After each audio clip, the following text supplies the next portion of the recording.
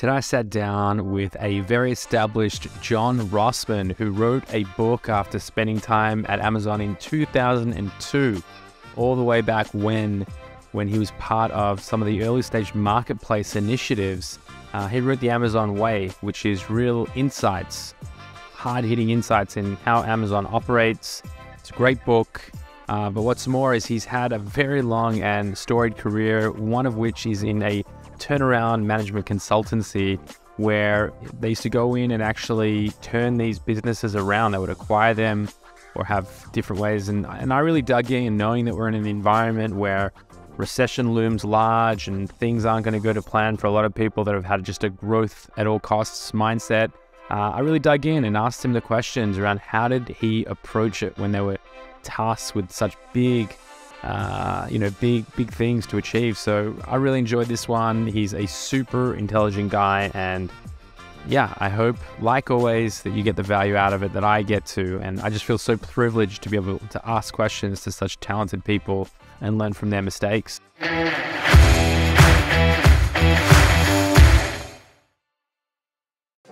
Before I dive in, I've got to give a special shout out and a thank you to our sponsors. Firstly, over at Global Wide Advisors, they are a leading digital consumer products investment bank focused on optimizing the business sales process.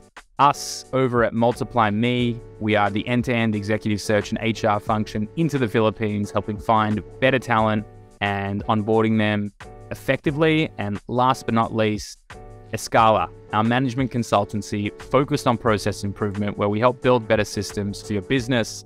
That's all the ads you're going to get from me, ladies and gentlemen. The rest is all about learning. I hope you really enjoy and get as much out of these sessions as I do, sitting face to face with some of the world-renowned leaders in their respective fields, asking them the tough questions that they're not often asked.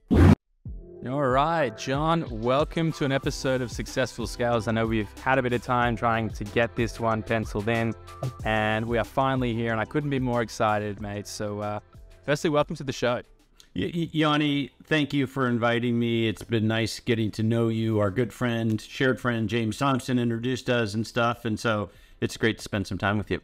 Yeah, absolutely. The man, the myth, the legend. Shout out to James Thompson, the one of the good human beings in the space, always looking to add value. He really is, and he's so clever and thoughtful. Yeah, he really is. So, yeah, I mean, thank you, James, for making this possible. So, John, before we get into it, and obviously we've had some great conversations, and I explained to you before we hit record why I'm so excited to chatting to you today about some of the things that are obviously going on in the current very tumultuous climate that we find ourselves in.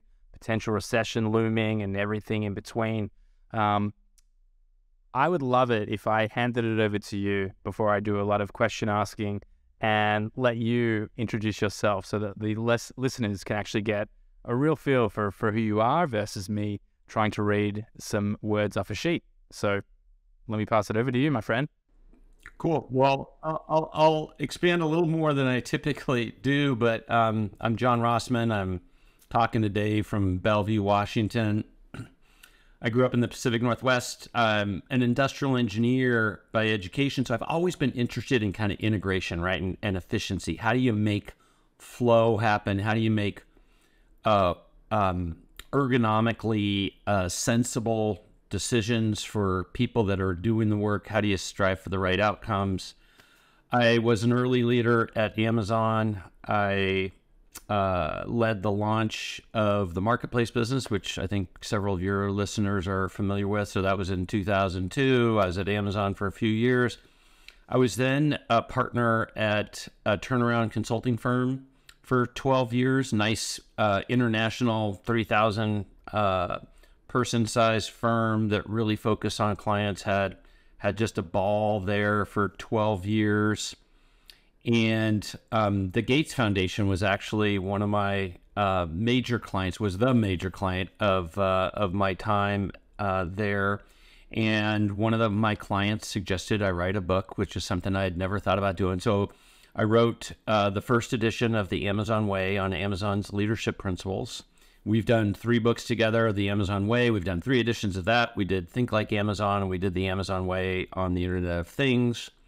And today I'm a keynote speaker, I'm an advisor, and I have a consulting team to take on projects. But I'm always interested in kind of the intersection of basically like how companies need to compete in whatever the next era of their organization is, and looking at the integrated set of levers that you can pull in order to make change happen and get the effect that you want. And I think I learned so much from Amazon about getting to outcomes and getting to outcomes as quickly as possible. And that's, I think, a little bit of an art.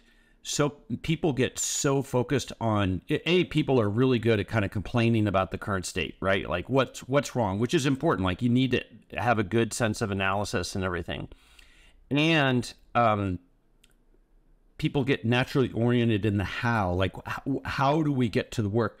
But what we don't tend to spend enough time on is zeroing in on like, well, what's that future state? And so one of the things I work with my clients on is really helping them dial into what the future state that they envision is, and then using an integrated set of levers and getting there as quickly and as test-oriented, experiment-oriented as possible so that you can move on with it versus being in continuous flex. So that's kind of who I am and some of my belief system. Love it. That was clear, concise, and to the point with fluid structure, and I'd expect nothing less from an industrial engineer. So you're already, I actually don't know if I've shared this with you, but for me, industrial engineers and engineers in general are the people that I enjoy speaking to most for a couple of reasons. I'd say one, I just love the way in which their mind works. Funnily enough, my dad was an industrial engineer and sort of hammered some of those, it was very apparent to me now looking back on how he operated as to why that was the only degree I should have studied but didn't.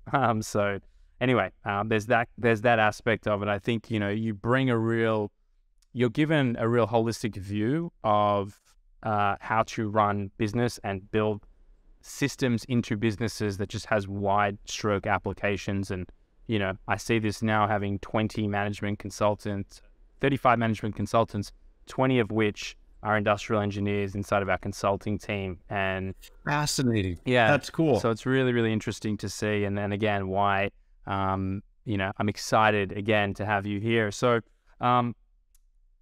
few areas that I'd love to touch on before I get into sort of the current climate, but, let's talk a little bit about the Amazon way to start with. I think like from a couple of positions. I mean, one, I'm familiar with the book, but for those who aren't, I'd just love it if you dug in a little bit. Like, what's the value proposition? Who's the audience directed at? Because there's a few different. Anyway, let me start there before I get carried away with my questions. Yeah, so the Amazon way is about Amazon's leadership principles, and it's a short story. I had a specific design principle in mind when I wrote the book, which was I wanted somebody to be able to read it on one airplane ride with a glass of wine, right? So I wasn't trying to write an academic book or deep thick book. It was just kind of an introduction to Amazon through the lens of the Amazon leadership principles and my experience at Amazon, which was a really interesting period of time. So I was there from early 2002 through late 2005. Well, that's when Amazon was a scrappy organization. We were being told we were going to fail, right? It was Amazon.com, Amazon.toast, Amazon.org, because we obviously didn't know how to make money, all of these things. And we were really figuring out, like, what was Amazon? And what we figured out was like, oh, we're a platform company that builds tools, builds capabilities that both Amazon, the retailer, can use and others can use. And that pattern has been essentially Amazon's business model since then. And that's one of the reasons why they've expanded into so many different and broad categories of capabilities. And so, the Amazon way has just been such an incredible gift because it's so tangible, it's approachable, and And the thing I always talk about in my work, in my keynotes, in my books, like, it's not about Amazon, right? It's about you and what you can take from a company like Amazon that is deliberate about how they think about problems, what they prioritize, how they hold each other accountable, what they expect from leaders. And they're tangible enough that you can actually put them into real meetings, into real moments, and go, well, you know, which of these leadership principles is applicable for the situation that we have at hand? The problem with them is that there's now 16 of them, right? And so it is, you do need to understand kind of which ones to use. It takes some wisdom, which ones to use at the right point and for the right reason.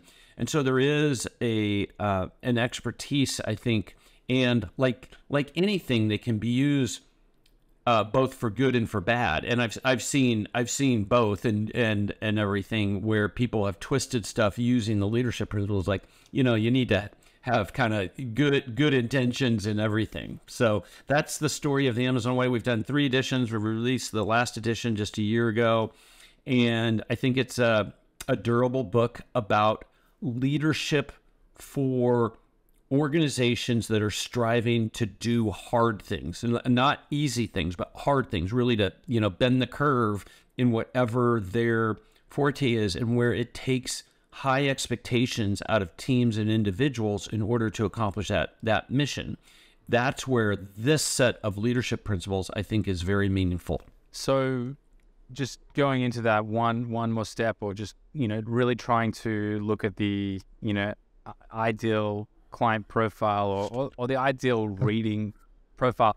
I'm understanding, you can correct me if I'm wrong, but this is really, you know, a business that's probably in operation, at least has a small team attached, that you're trying to instill, you know, these levers, these principles. And I'm, you know, I'm familiar with the book and also Amazon's leadership principles.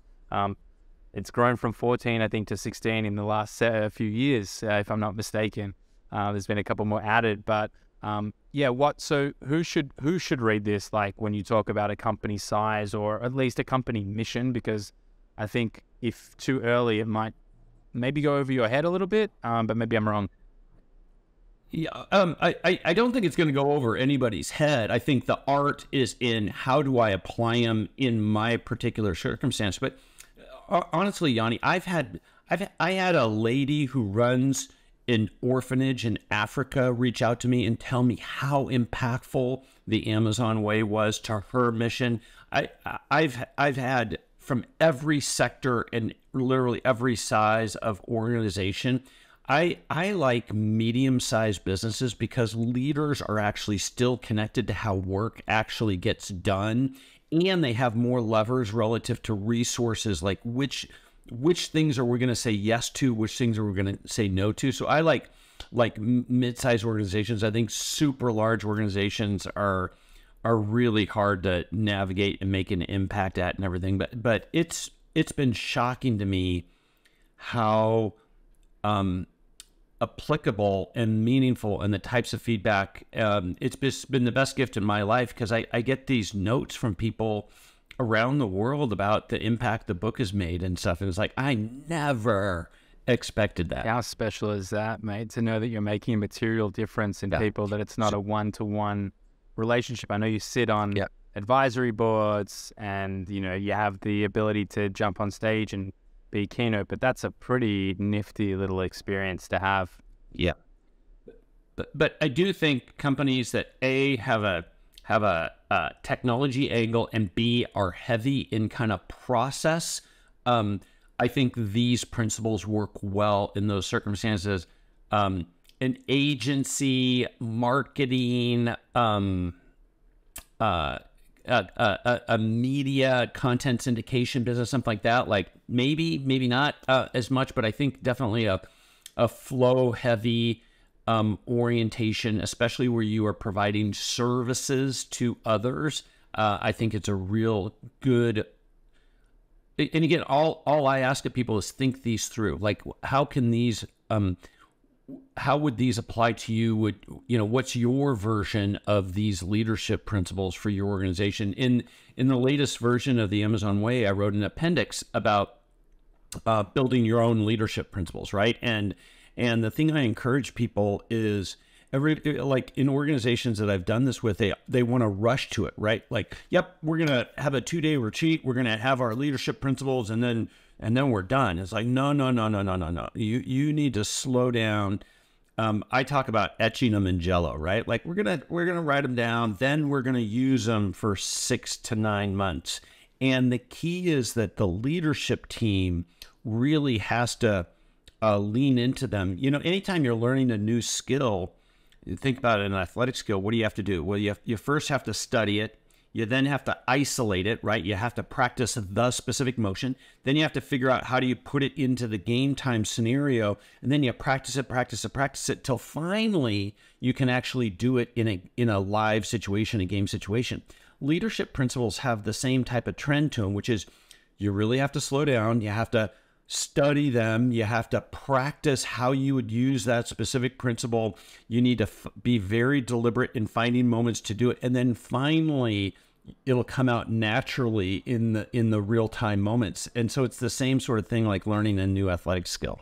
Yeah, I mean, I couldn't agree with you more. And I think that that's one of the things, even, you know, we run on EOS internally, the entrepreneurial operating system, and absolutely very familiar with it. So like, you know, the core values exercise, which was like, you know, a thing that was done in the 90s that was like vision and drive and like a lot of nonsense that's now evolved into something that has material value in the business when identified correctly and also applied so that the business actually, it's not something that's a set it and forget it experience, but something that's actually permeates through the business. Like one of the practices that we have is that we're actually, you know, we just had our end of year Christmas party with the entire company, and, you know, we have our core values awards. You know, someone wins one of our core values awards and they work toward it throughout the year, and there's the whole voting process, but finding ways not just to sort of implement that, but also it took us a long time to get to coming up with like what are our core values and what's more. And I think,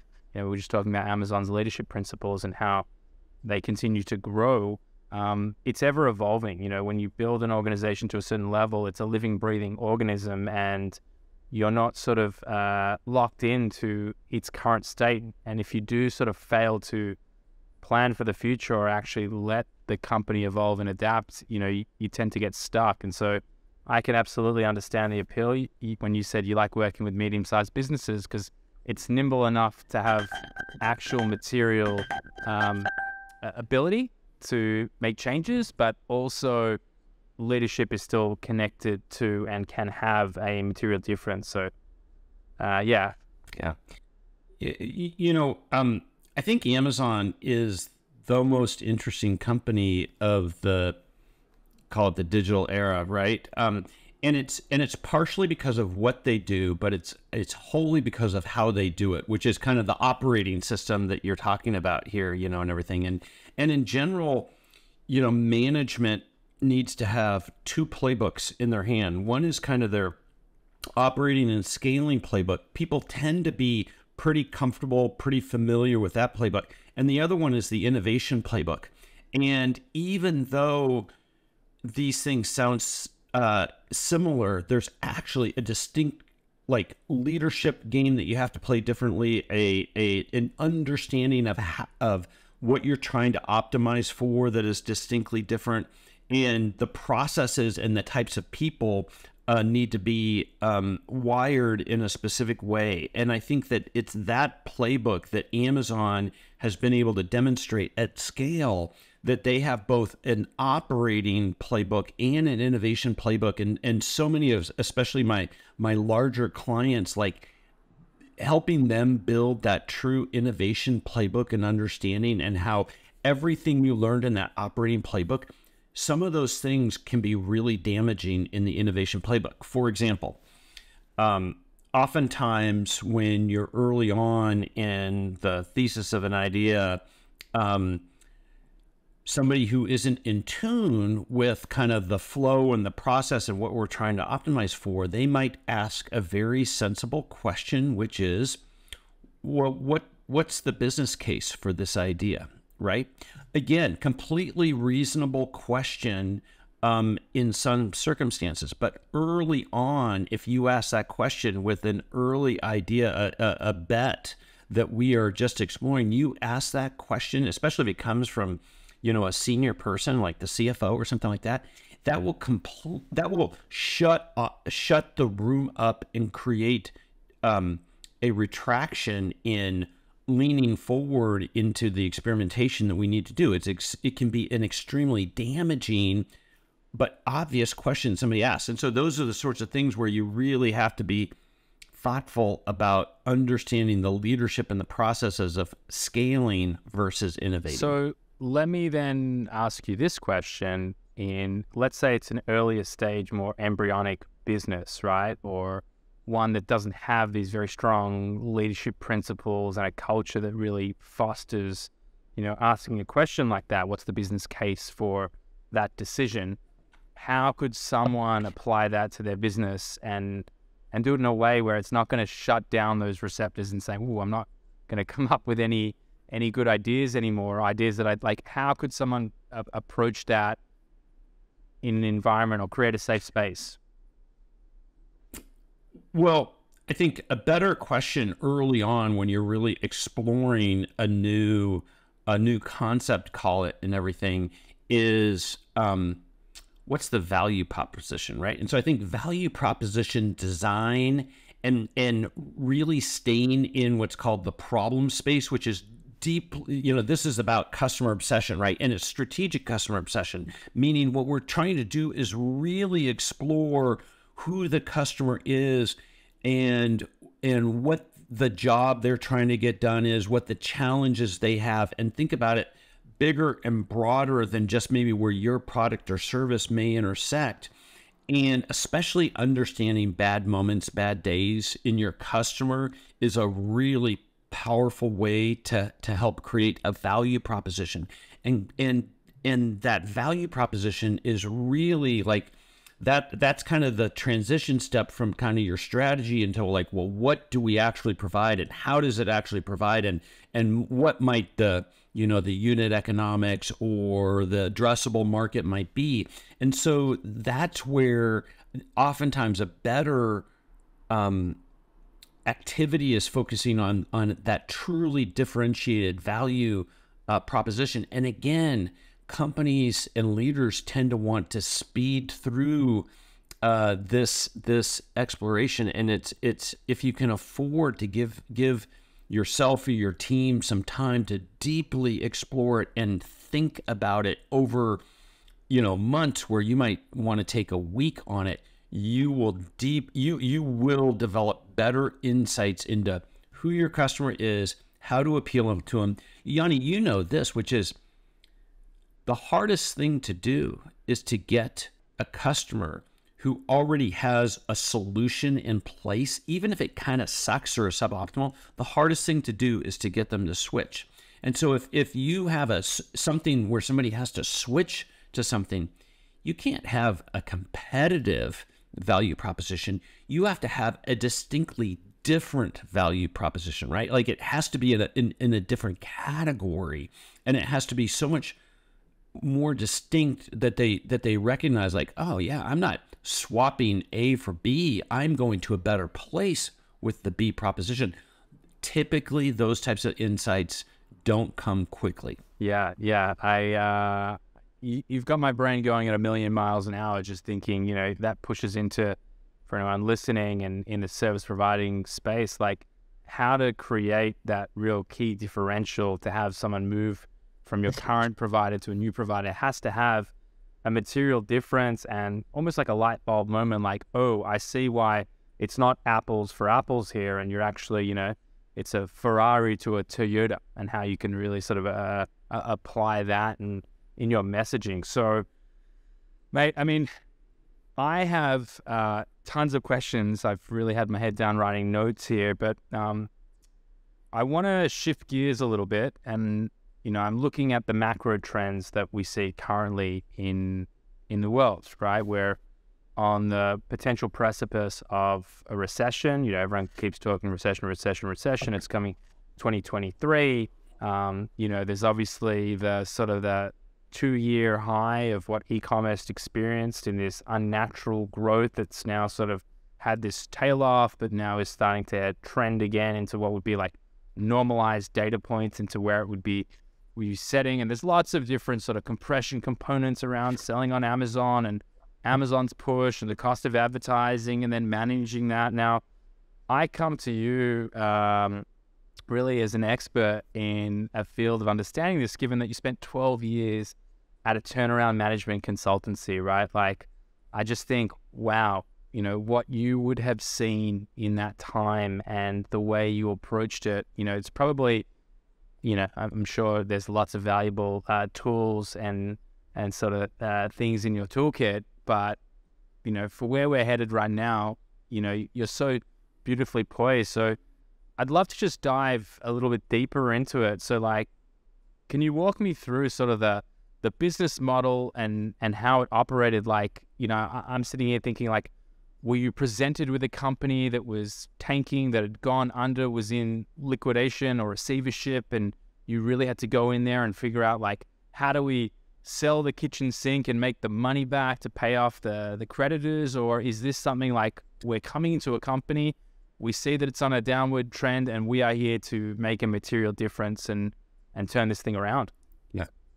Yeah, it could be anywhere along that continuum. And we had kind of this like green company, yellow company, red company metaphor, right? And what you're trying to do in a turnaround situation was understand kind of typically like, is it in the yellow zone or the red zone? And so you have a different set of short-term priorities kind of between those two. The most important thing immediately is to understand, like, you have to get to kind of this default alive position, right? Like, and so sometimes very rapid cost cutting is needed so that we're in a default alive cash flow position, right? And so that can be kind of into the restructuring space of turnarounds.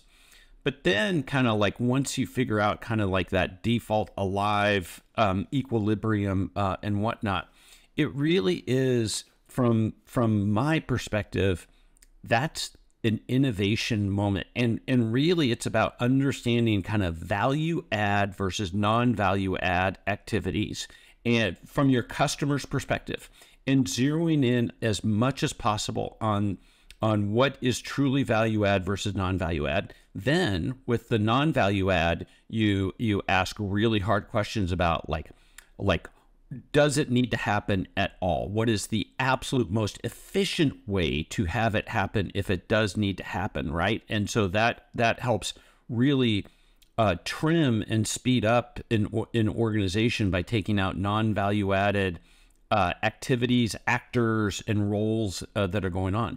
And then on the value added activities and work that goes on, it's like, again, like, how can we, shortening cycle time, improving quality is always, I think, a better lens to think work and service and value through than just cutting costs. Costs will come along if you think through how to compress cycle times, how to avoid quality issues that go along with it. And so really restructuring, reinventing, and innovating on the work that goes on is the way to then turn around the business. And then I think that there's an aspect oftentimes about hard decisions that have to be made about the business we're in, customers that we have, and how to turn unprofitable customers into profitable customers. So that's kind of some of the playbook that you do. It's obviously, diagnosis before prescription in any situation is super important, right? And so the situation really dictates the types of levers. But underneath all of this is clear-eyed, truth-seeking, fast decision-making. Like if you can't come to a process and an agreement and a collaboration with your client of speeding up, you really zero basing our mindset. Like, it doesn't matter what the past is. Like, the only thing that matters is the future. And how do we make faster decisions than we're probably used to, turnarounds tend to not work. Yeah, I mean, you just opened up a whole different layer for me. And firstly, that was admit, like, from where I sit, having a process improvement consultancy and sort of hearing how you approach it. I mean, the best advice you could give anyone is, diagnosing the problems before you take action. And, I mean, we're seeing the whole very public situation with Twitter and Elon Musk coming in and what he's, gutted some. And I don't know if you saw, but I wrote an article. I have a newsletter called the Digital Leader Newsletter, and this one got picked up by GeekWire, which is I read it. A Northwest publication about technology and everything. And it was kind of like about what's going on at Amazon. And I titled it like, is it day 2 at Amazon? Rossman's turnaround plan for Amazon. And I think Amazon is obviously going through their own reevaluation, clear-eyed review.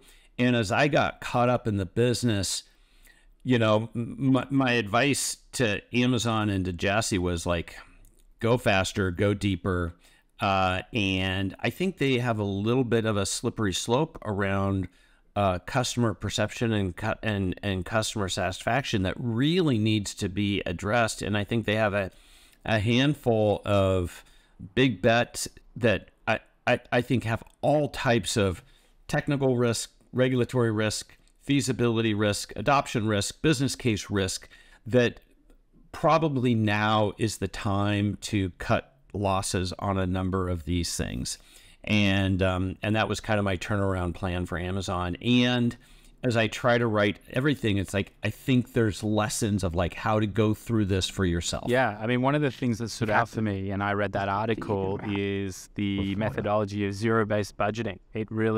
It caught my eye, us going through this process right now where, I wouldn't say we've been like a tech company in growth at all costs and being very, very irresponsible with our spending because we're bootstrapped and we're growing, and that's great. But one of the cognitive shifts that we've made now is let's move toward healthy profitability without stifling growth, and stop having the mindset of let's just hire for that, or let's just get another technology for that, or off we go and just keep adding and adding and adding, where let's actually get clarity on, well, what's the impact to the business if we do add that, $9,000 a month team member? How is that going to be quantified? But I mean, I'd love to ask you, because I went on my own little Googling rabbit hole on the back of reading your article.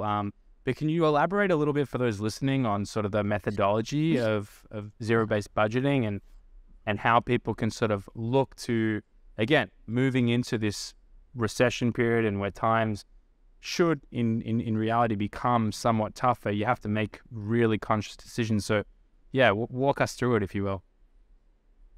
Yeah. And so in most organizations, when you're going through a turnaround or, a cost review and everything, like kind of goals are given, like, hey, we need to reduce by, 10% or 15%, and everything. And so it comes at it from what I think, the first cut can be helpful, but it's not strategic, right? Everyone's just like, kind of rationalizing and you make some hard decisions there. But zero-based is really the mindset of going through from a completely strategic point of view.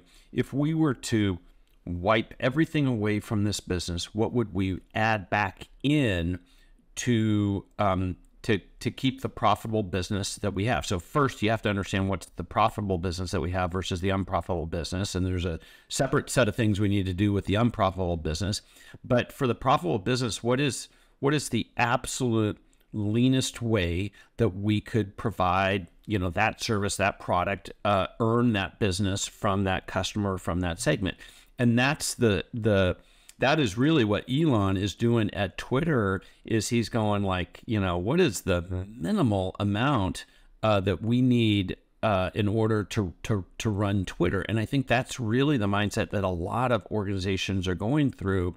And what has just happened is these, layers and non-value added costs have been put onto an organization.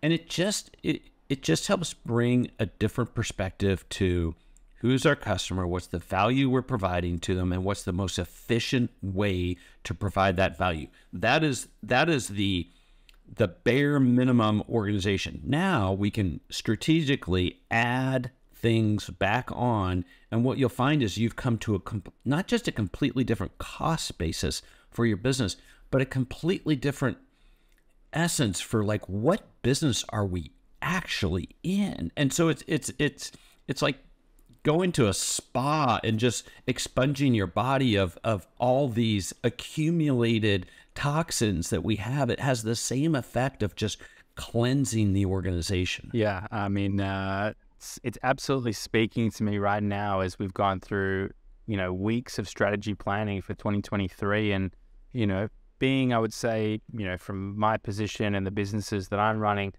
being very intentional about what we want to achieve in 2023 that will set us up for 2024, and honestly, the big vision that we have in 2025 as we evolve into more of a technology company than we are a service-based business. So, we're sort of going through McKinsey's 3 horizons and looking to see, like, what's adding material value? What do the clients actually love about what we're doing today? And then how do we then digitize it and make it into something that is more of a scalable platform, as opposed to the, one-to-one relationship that we're forced to service in our current state environment. So I think for anyone listening in, so this might be another little methodology. You might already be on this one or not, but a good one to dive into is operating models or target operating models, right? And so if you think of a strategy as like, what's the market, who's the customer, what's the value proposition, how are we going to win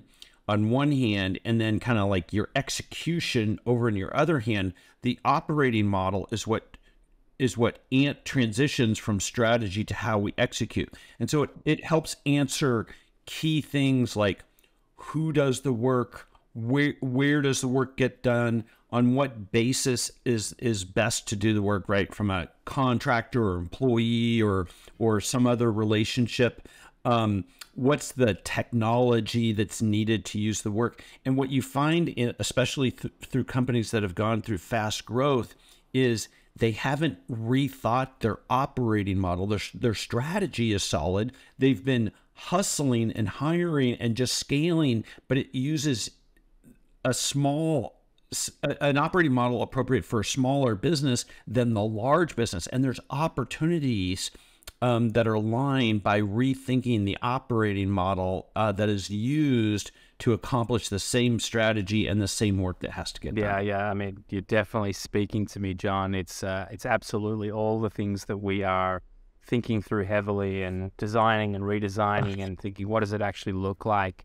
Not when we have hundreds of clients, but thousands of clients, and how do we actually take all of the very best of what we do, axe all of the things that are just mediocre or just passable, and say, huge fan of Jim Collins and Good to Great, really trying to dive into like, what is our hedgehog? What is the thing that we can do better than anyone else in the world, that people come back to us, rave about us, and what does that look like? So yeah, you are speaking my language. And sometimes, especially in these economic conditions, and I'm a big proponent of kind of like the Horizon 1, Horizon 2, Horizon 3 innovation models, and everything. But sometimes you just have to pull the playbook back and like, we're going to operate in Horizon 1 right now and really work to optimize through innovation, through better operating models for Horizon 1. Because you have to be default alive, right? And if you're not, then no horizon, you're at Horizon 0, right? So that's some of the hard things that have to go on, and especially for somebody who loves thinking big and thinking of the future, like.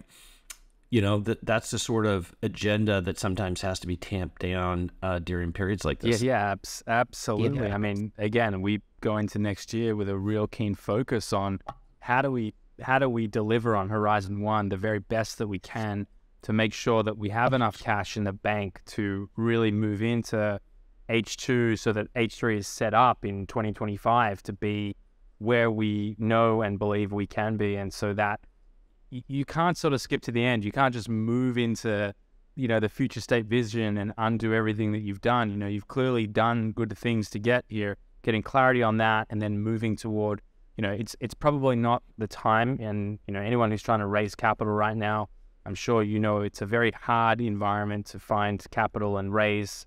And, that's for all business. People are a little bit more skeptical.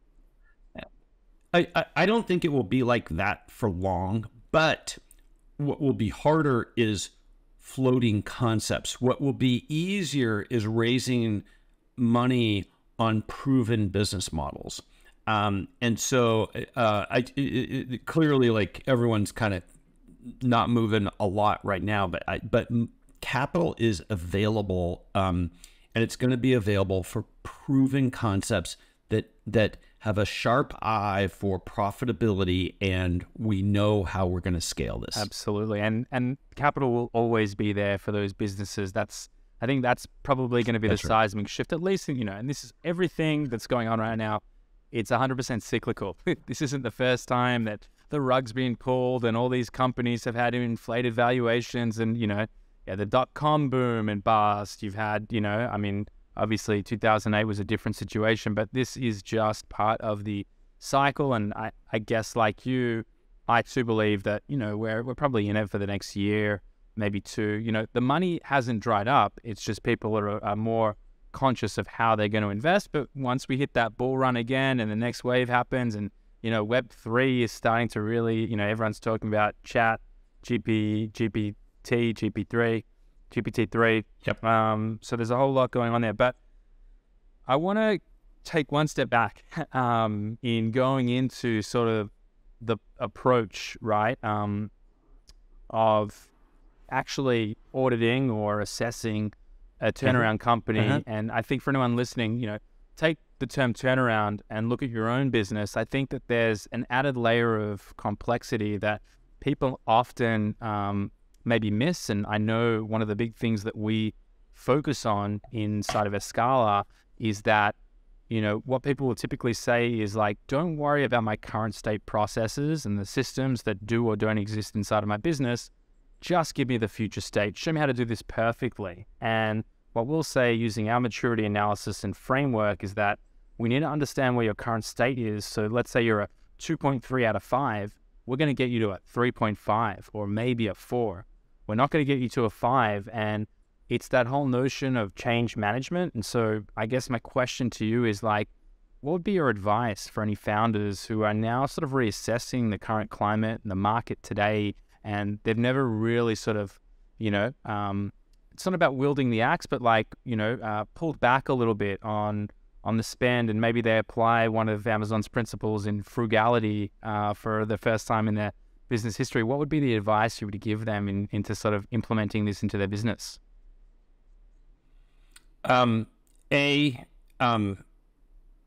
You need independent eyes. It's really hard to do just on your own because of the relationships, the history.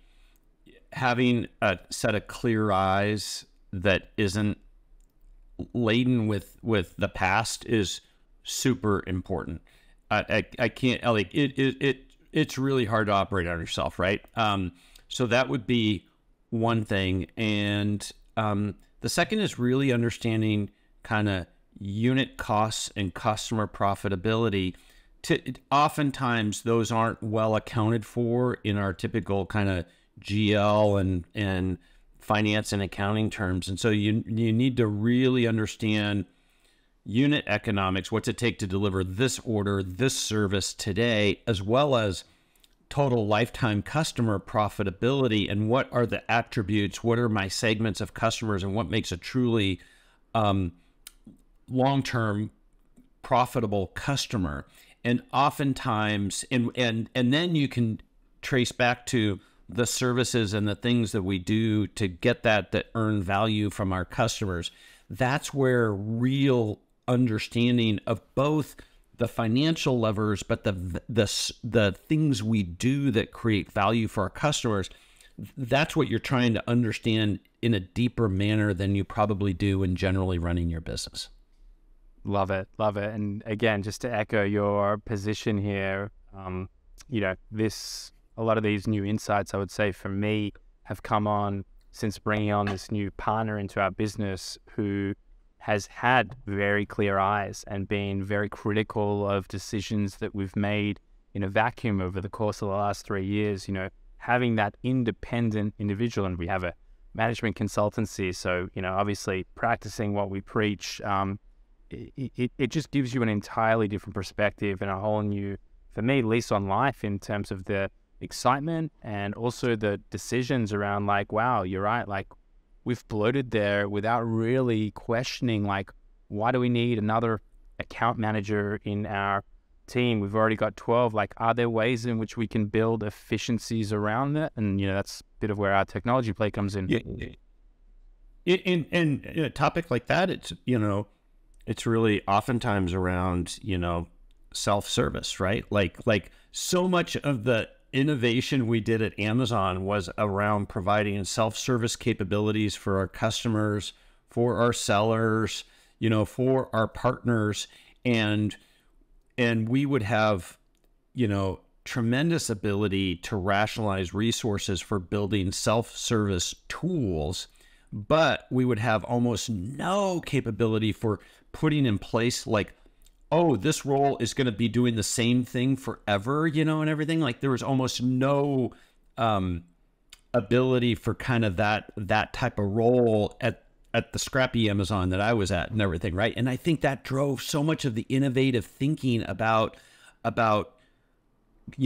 what's the real outcome that we're shooting for. And I think that's the last piece is once you have a real firm understanding of kind of the dynamics of the current state, the value of the current state, and what things cost, then a real keen eye to defining what is as precise a position on what the future state is. How should it work when we are done with this as possible?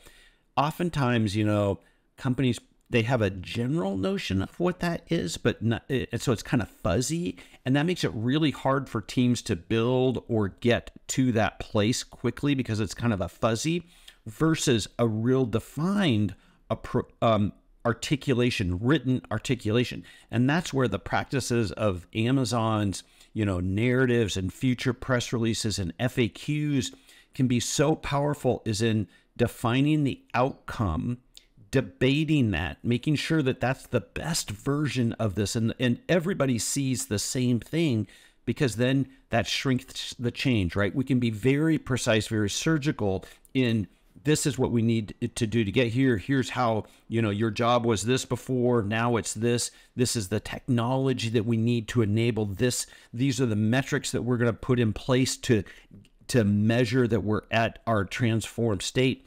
And again, I see companies just like, oh yeah, we generally agree that this is the future state, let's go. And then they're in this wandering phase and people are talking past each other. And that's why, 85% of all big initiatives fail. And it's for that reason. We don't understand what we're trying to get to, the outcome that we are trying to get to. Yeah, I mean, honestly, I don't want to open it up now because we're literally at time here, but that's exactly why my co-founder is sat in the next office over writing a PR FAQ for what 2025 looks like for us. I love it. So we're big believers in everything that is the Amazon way, and that clarity, while for leadership it might be apparent, the importance is having every single person on the same page so that you can create those short cycles and feedback loops that allow you to pivot if needed, or hopefully drive toward the press release that would be marked on the day of what the platform looks like and all the internal and external FAQs, so that you've really thought through everything before you've invested hundreds, thousands, millions of dollars into a build out. But John, honestly, you've got it, Yanni. That's the playbook. We could riff here for the next 5 hours, I reckon, and I'd love to get you back on. But before I let you go, is there anything that you were hoping to share? I know you sit on, advisory boards, you're a keynote speaker, you have a consultancy, there's the Amazon way. I mean, let me just hand it over, and if there's any Yeah. Best way to reach me, LinkedIn, John Rossman, or you can, go to my website, rossmanpartners.com, but LinkedIn is probably the easiest. The Amazon way of it translated to 13 languages, Kindle, paperback, Audible versions of it. And it's a nice, simple read. So I hope people have enjoyed this conversation. I sure have, Yanni, and thank you for having me on. Yeah, thank you so much. I've loved it. And like I said, I definitely want to get you back on and we can talk more of the leadership principles, specifically in the Amazon way. All of the links will be in the show notes. So guys, it'll be really easy for you to purchase the book or connect with John. So John, thank you so much for your time. It's been fantastic. Right on. Have a great new year. To you too.